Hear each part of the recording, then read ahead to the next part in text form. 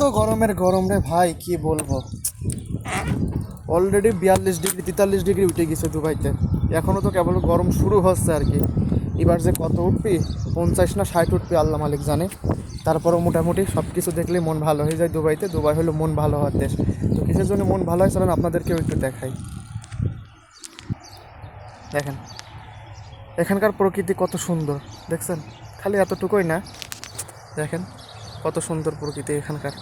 এই প্রকৃতিগুলো আসলে আমার কাছে খুব অ্যাট্রাকটিভ লাগে, আমার মানে খুব ভালো লাগে। আমার প্রকৃতির প্রতি একটা ভালোবাসা আছে।